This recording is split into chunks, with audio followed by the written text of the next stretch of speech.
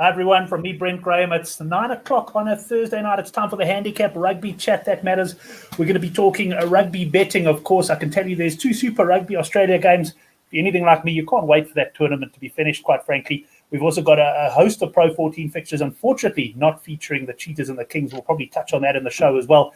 Gallagher Premiership, not going to be much point talking about that unless some betting pops up while we're doing the show. So we may have to look at squeezing another show in there or something like that, because but disappointing. There is no betting on that yet. But my guest has just returned. He just popped out to top off his drink, and it's the conductor, Brendan Wessels. Brendan, good to have you on the show. Brent, thanks, man. Always lucky to be on the show and be back filling in this week for the normal Brady and Neil. And man alive, I was thinking this morning how good the last couple of weeks have been with Brady coming in. He was so good during the week and the weekend before that. His tips have been actually spot on.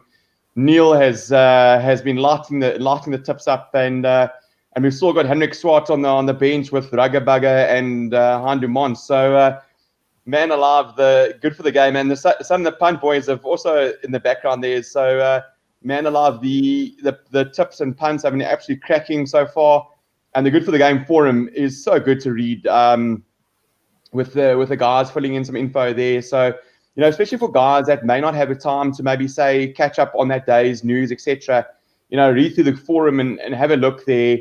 The tips and the punts are so good there. The guys give good information, good background, why they're punting, etc. So I must say it's a very exciting time for good for the game, and lovely also to have some midweek rugby back. That was nice for a Tuesday and a Wednesday games to punt on.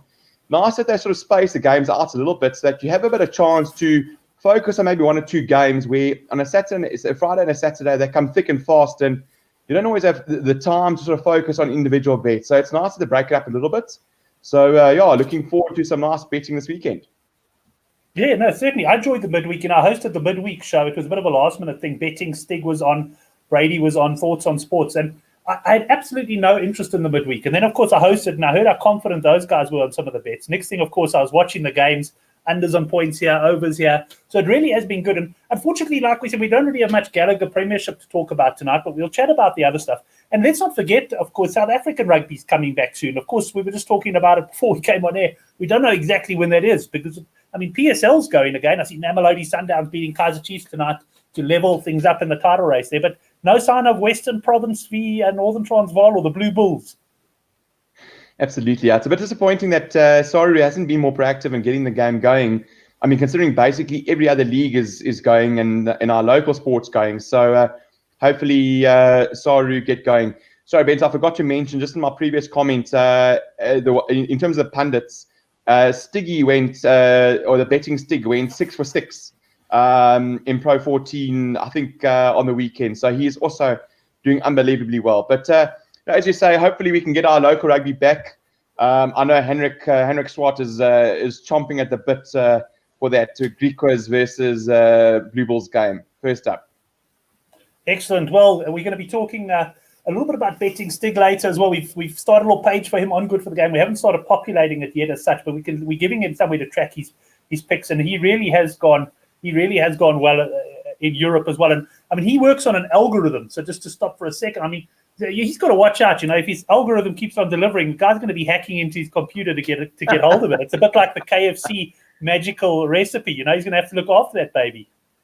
Yeah, it's interesting. It's a completely different sort of approach he takes. Even he says, look, he doesn't watch much of it. I think he watches the odd game, and I know he comments on a couple of the groups when he does watch a game, but he works purely from numbers. So it's a completely emotionless approach. So like I said, it's so nice and good for the game. You can sort of pick and choose how you want to go about it. If you prefer a guy that's using an algorithm, the betting Sting is your man. And if you prefer guys that look at individual players, then you can look at some other punters, etc.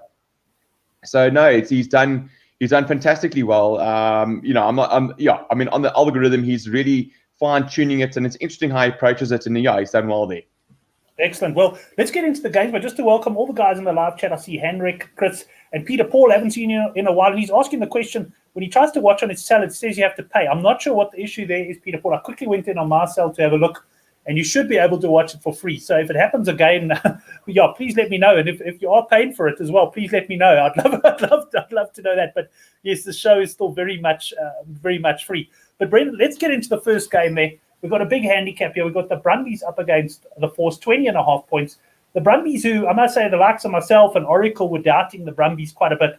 Well, they came last week with a powerful performance, and they've really cemented themselves as favourites for this tournament. Yeah, I mean, Brett, like I said, I took the Brumbies at 1-1 at evens in the beginning of the tournament to win it, and I must admit I was very much with you when they lost Lolosio to that hamstring injury. I was very worried because Bailey Kunzel didn't look like he wasn't going to do much, but they really sort of rested a couple of guys. Dan McKellar changed things around for the game against the Waratahs. And they really proved a point. It's nice. Look, Nick White with a great stash. Great to see him back off the pine.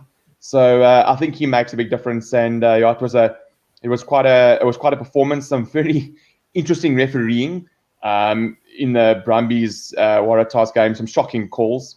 I see what they're trying to do is in the Super Rugby Oz, they're trying to speed up the TMO call. So they're trying to avoid that sort of 2 or 3 minutes delay. So they're trying to say, listen, that offside for that first try for Lonergan was that first try.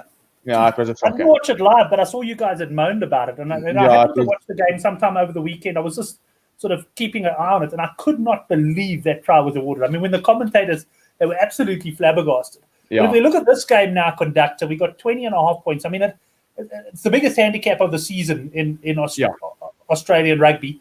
Do you get involved in the cap now? Do you look? I mean, I happen to look, just using, and you can quote anyone's prices you want, but I happen to have looked at Bet Exchange's prices tonight. I see 53.5 is the total points line. I mean, do you just say on this game, look, the handicap looks a bit high, let me focus on other markets, or do you fancy something on the cap?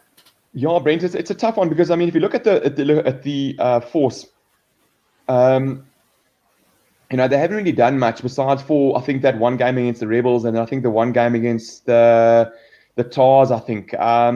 So, I can really, it's difficult.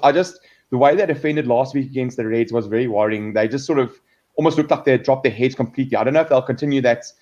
And I think one must also ask yourself, the weeks on the road, they haven't been home at Perth for many, many weeks. Is that taking the toll?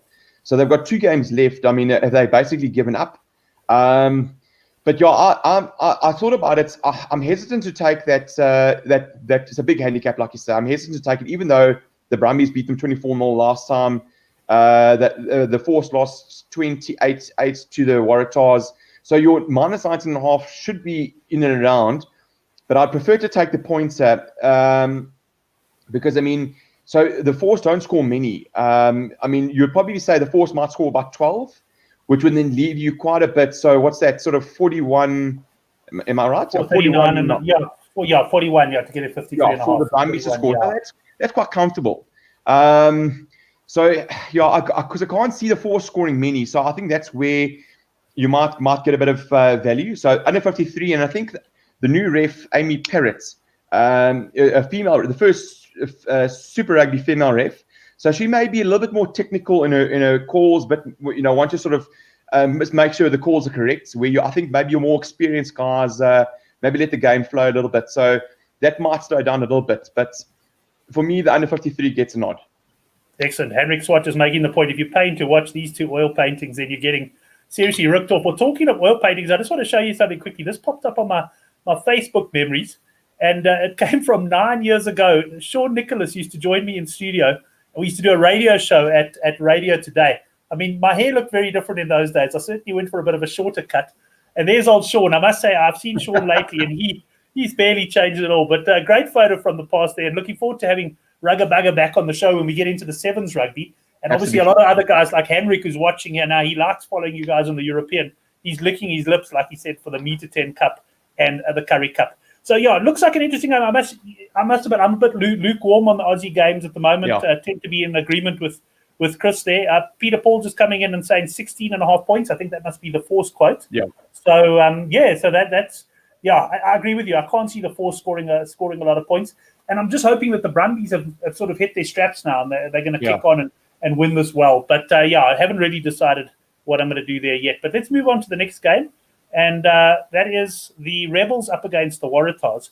Now, some early money here for the Rebels, Brendan. I think Southport tipped them on the good for the game for him. He was first up at 5-6. I see, generally speaking, around the 15 to 20 mark, which correlates to a -2.5 point handicap. Everybody I know has said they're backing the Rebels here. The only thing I want to say on this is, with Australian rugby, you just can't trust the sides. I mean, the Waratahs were brilliant against, was it the Reds that they demolished, I think? Yeah, I mean, they were and then up they came out and they get 50, absolutely 53 not up, yeah.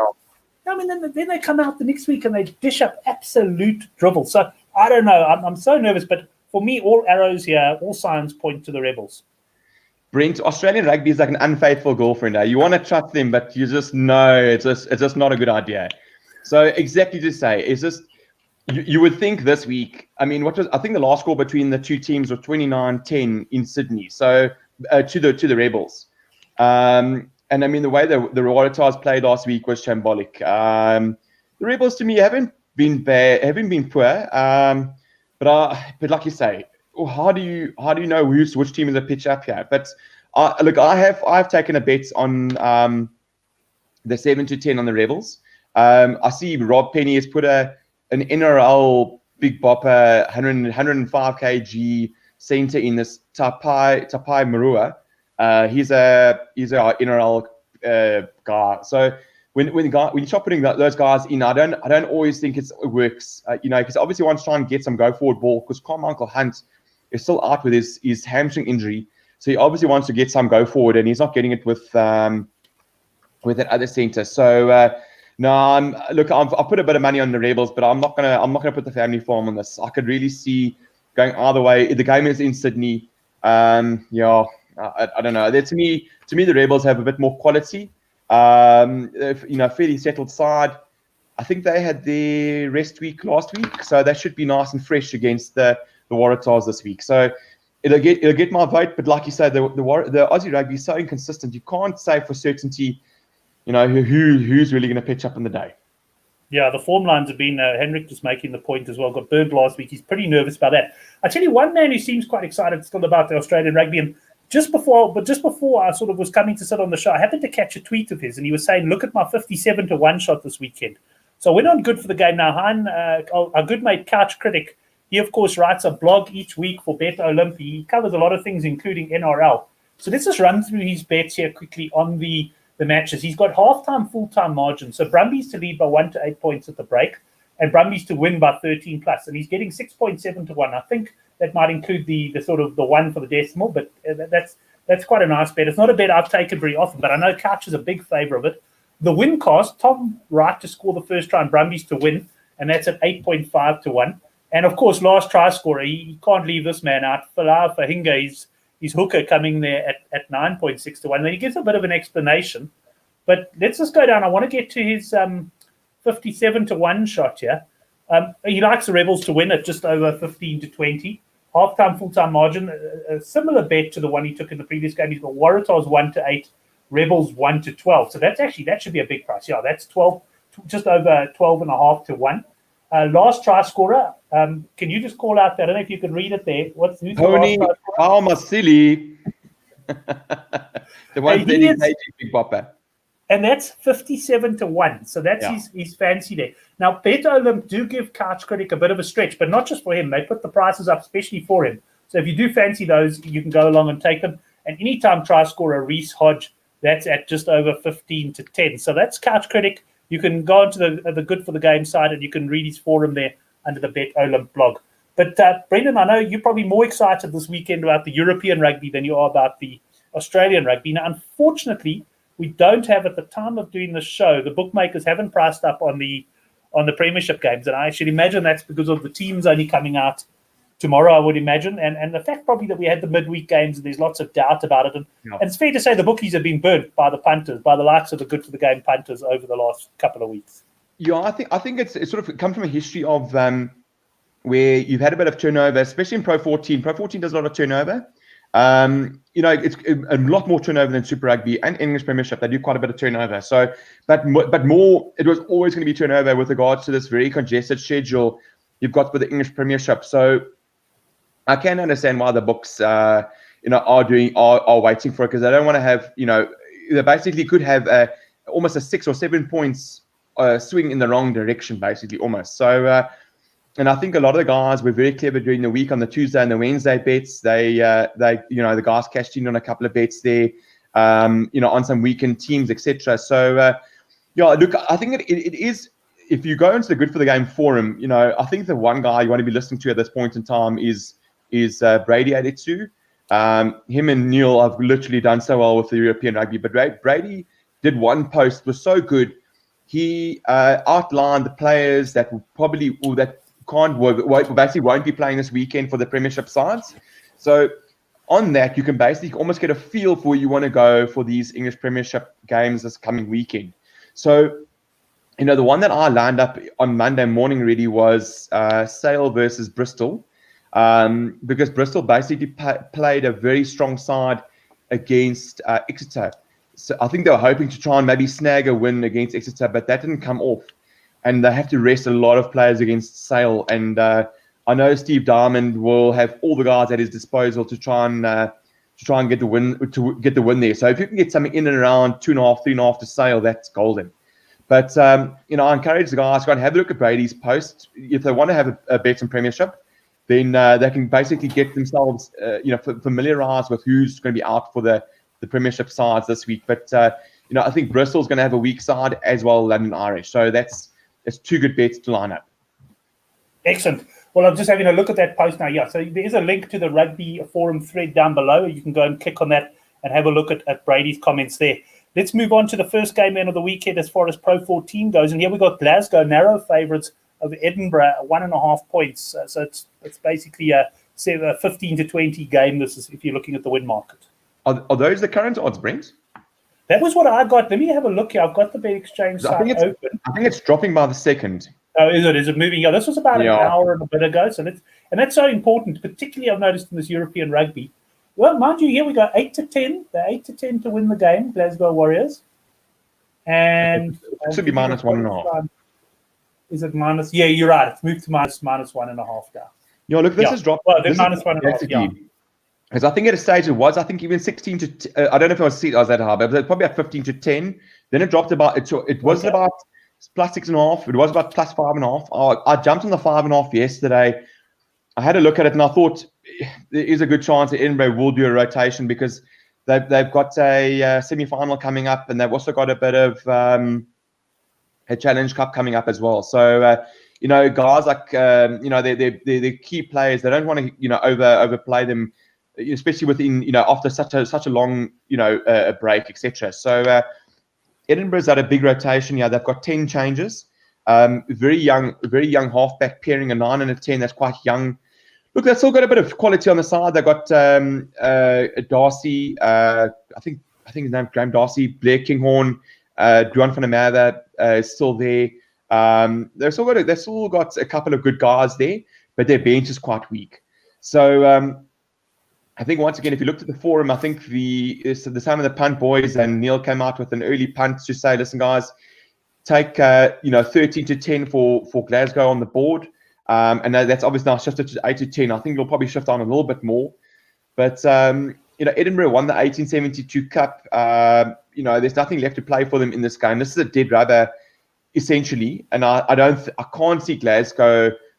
This is a pride game for Glasgow. So I'd see them wanting to try and get up and get a bit of pride back. They've lost 2 in a row so far to Edinburgh. And I know between these two sides, they won't lay down. So very solid Glasgow side. I think there's only one change, and it's a positive change. Ryan, the flanker, comes back for them. So it's a positive change, and he's quite a good player. So for me, I'd take the minus 1.5. I've taken minus 3 at 2 to 1. I'm quite confident Glasgow take this.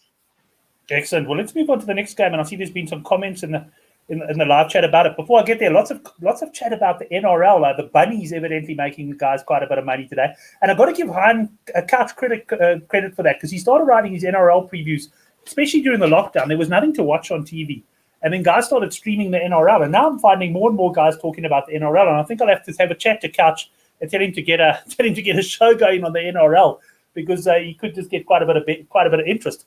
But the game I want to talk to you about, and there's a reason why I've just put the outright betting up here. It's the Dragons up against the Scarlets. Now, Dave in the live chat also mentioned it. This game, we'll talk about the cap now. But interesting to me, BetExchange never had a handicap up, so that's why I put the outright betting. Dragons 21-10, the draw 22, and Scarlets just under 4-10. And the question is, why no outright betting there? Because I suspect there's been a lot of market movement here. I know Dave mentioned he's got on the -6.5. Yeah, Brent. So the handicaps were sitting around. I think Stig, betting Stig, he took it around 7.5. I see it's been sitting at 6.5 on most of the books I've seen. And I've seen a lot of comments from a lot of guys saying they can't understand the betting. And I also can't understand it because I thought the Scarlets played very well last week against Cardiff Blues. They've got a very strong squad. Look, Dean Ryan of the Dragons didn't play his full side against the Ospreys last week. I know he rested a couple of guys. They've got a Challenge Cup game coming up in a couple of weeks. But Scarlets, to me, they'd be focusing on this game because they need to. So Scarlets are still in Pro 14 and Scarlets are still in the Champions Cup. Sorry, Challenge Cup. Sorry, Challenge Cup. Challenge Cup, and their Challenge Cup game is away to Toulon in France. So I can't. That's a monster game for them. I can't see them. That would be their priority. For me, their priority would be Pro 14 because it'd be probably the lowest hanging fruit. So they need a bonus point try here. Need a bonus point against Dragons. So this to me doesn't make sense. I'm all that's -6.5 it sounds like gold. I just don't understand why it's so low. Unless they know something that we don't. They haven't released a team sheets, but that should be absolute gold. The -6.5 because they need to win the game with the bonus points to give themselves a chance to be in the semi-finals. Yeah, well, I had a quick look around a few other bookies, and I saw a couple of outright odds, but for whatever reason, the handicap was largely done. And I know there was the 6.5, but obviously there's been some. I would imagine what there has been is a lot of support for the 6.5. And I think a few of the bookies have said, hold on, these punters are onto something similar to what Dave said there, talk about rotation of squad and stuff like that. So interesting one that. So we don't have a handicap there at the moment on that one, but we're looking at 6.5 points. It might reopen perhaps closer to 8.5, 9.5. Let's see. Let's move on to the next game. Now we got Ulster up against Leinster. Gee, that Leinster-Munster game last week was an absolute beauty of a match. I mean, that was when those sides play each other in let's call it decent conditions. It's really is unbelievable to watch, and the intensity was great. And Leinster going to this game as 5.5-point favourites over Ulster. Yeah, Brent, as you say, I mean, at times I'm not a massive fan of European rugby because it can be quite sort of wet and slippery and nasty. But that was a great game. It's such a pity Archie Snyman injured his ACL so early into the game. I'd love to have seen him get a bit more game time for Munster. But Damien Delende played well for him, I thought. But no, two really good sides having a ding-dong battle there, as probably Andy Capistano would say. So, I think in this respect, I expect both teams to do a bit of turnover. Ulster will be preparing for their semi-finals of the Pro 14, as will Leinster. The difference is, I think Leinster's depth is just heaps better. Leinster, to me, I'm sorry, I've got such a man crush on them. They're well coached. There's so much talent. To me, they are the Crusaders of the Northern Hemisphere. That's just so good. So even the youngsters, and I've watched a couple of their B-sides play. The youngsters play with that same sort of ferocity. Even the Crusaders, when the Crusaders reserves come on, they play that sort of the same tempo and the same way their first team guys play. And I expect Leinster to play the same way. So I expect both teams to do a big turnover. Also already had a couple of key injuries against Connacht in that first game. Alan O'Connor walked off. So there's like one or two guys missing from their first squad already. So I don't think Ulster will want to take any chances. I think it might be a big rest. So Leinster, I'm quite bullish on Leinster minus 5.5. Yeah.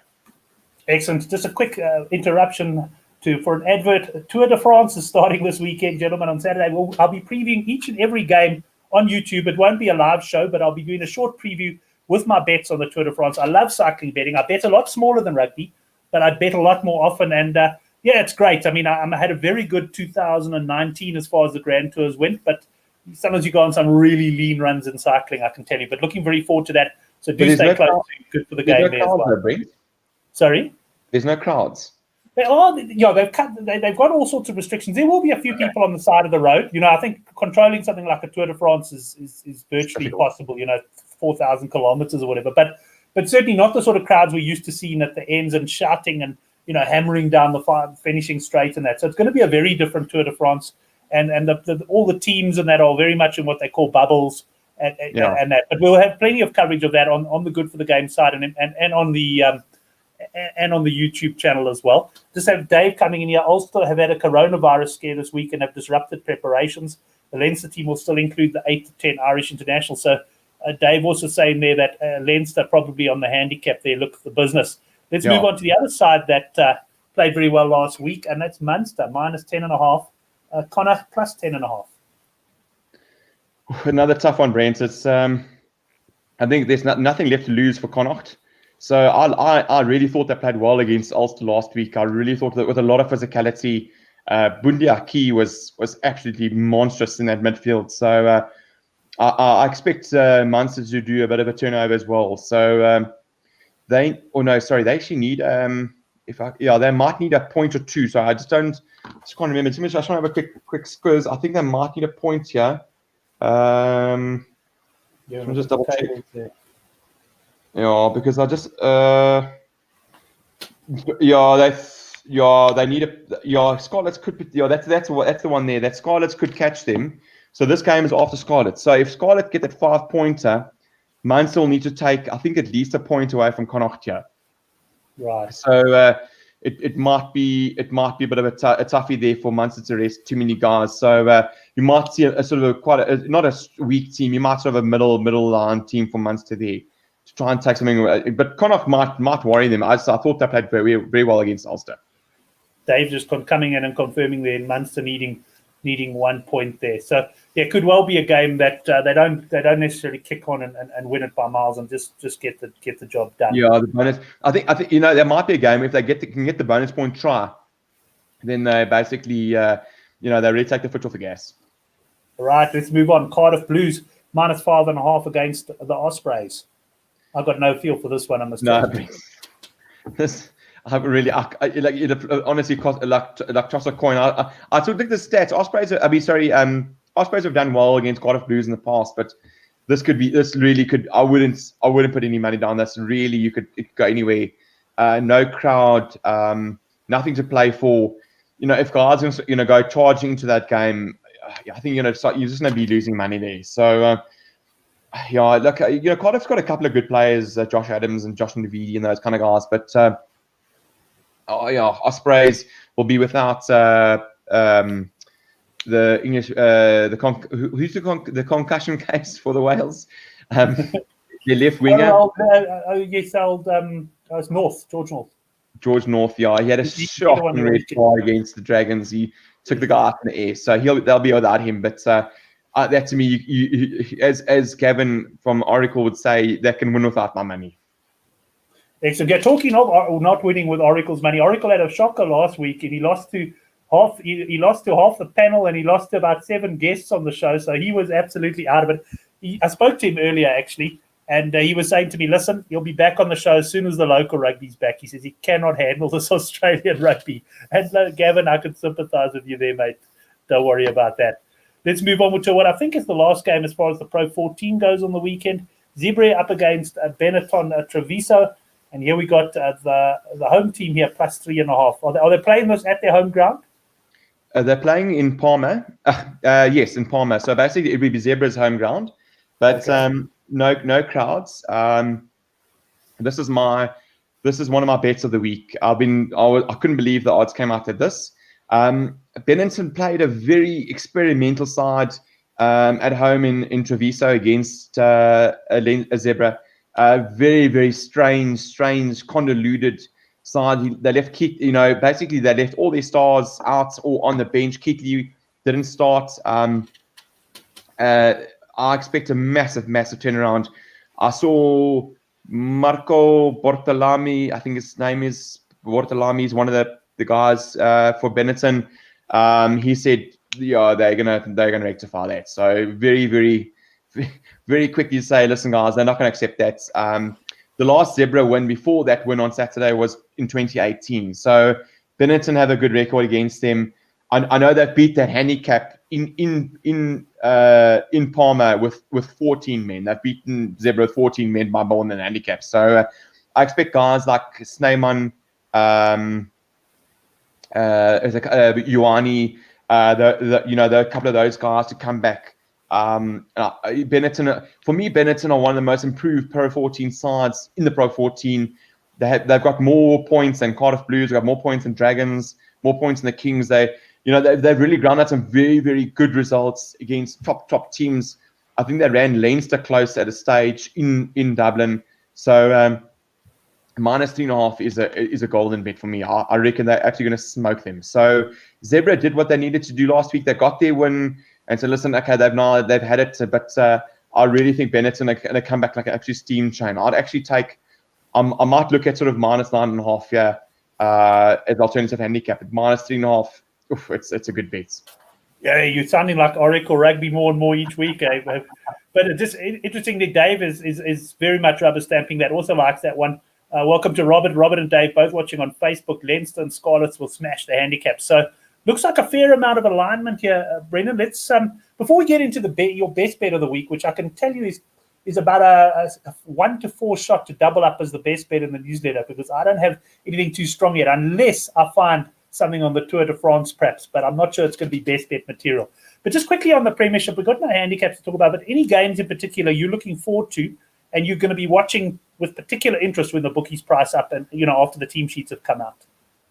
Brent, so let me just have a quick squeeze. I just want to have a look at the fixtures quickly. Like I said, Sale Bristol Bears is probably my one, as I think Sale might do a big win there. I just, if the handicap comes out to what Brady is predicting at minus 3.5 to Sale, I'd be all over like a cheap suit. It's London Irish Saracens. I think London Irish going to be playing a very weak side, so I'd back Saracens any price there. And Bath Wasps. Bath they're playing really good rugby at the moment, and their defense is great. They were super impressive with the second string side last night against Northampton Saints. They're really playing great intensity at the moment. So I actually like that Bath game. Bath to win and all Bath unders there, all unders on the game. Sorry, right. They're playing such good rugby. I don't know how they've literally changed it around in a couple of months, but I'd almost say that they're challenging Exeter for that title at the moment. Excellent. Well, lots to look forward to in the Premiership, and we'll see how things go. Maybe we can squeeze a quick show in just to talk about the odds at some stage, maybe on Friday or something like that. But conductor, it's that time of the night. It's time for your best bet. What is it going to be? I'm guessing in the Pro 14, and I'm guessing it comes towards the end of the weekend. Brent, I'm not going to touch Aussie rugby, and you can only honestly to put money down on that with massive confidence is you are that too much to drink or something else. But no, Pro 14 gets the nod here. It's going to be a 50-50 split between Scarlets minus 6.5. That if we can still get that, like you said, I think the books might have gotten onto that. And I see Dave Cooney saying, I think he's one of the guys saying minus 9.5. I think if you can still get minus 6.5, that's it. Otherwise, Benetton minus 3.5. It's a pity it's a Sunday night at 8:00, but you might have to wait till the last bells. But that's my best bet of the weekend. I really expect them to bounce back, get all their big guys back into play. Excellent. Yeah, just confirming. Brad Breath had come in there, and Brad Breath, of course, also a regular post on the Good for the Game forum, where we really do have some quality. I particularly enjoyed that midweek Northern Hemisphere thread. Guys, that's it. First of all, thanks to all of you in the live chat. It was great having you and great having your bets there. Brendan, from yourself, thanks for joining me. We had no Oracle, no Couch Critic tonight, none of the other boys. It was a quiet weekend, but thanks very much for your bets, and we'll certainly see a few of them in the newsletter, and have a good punting weekend. Thanks, Brent. You too. Thanks lots. Thanks, guys. Excellent. And if you are new to the channel and you haven't subscribed yet, then make sure you do go down below, hit the subscribe button, and you'll catch all 21 of my Tour de France stage previews. Thanks, everyone. It's been a pleasure, and we'll see you next week for the Handicap Rugby Chat That Matters.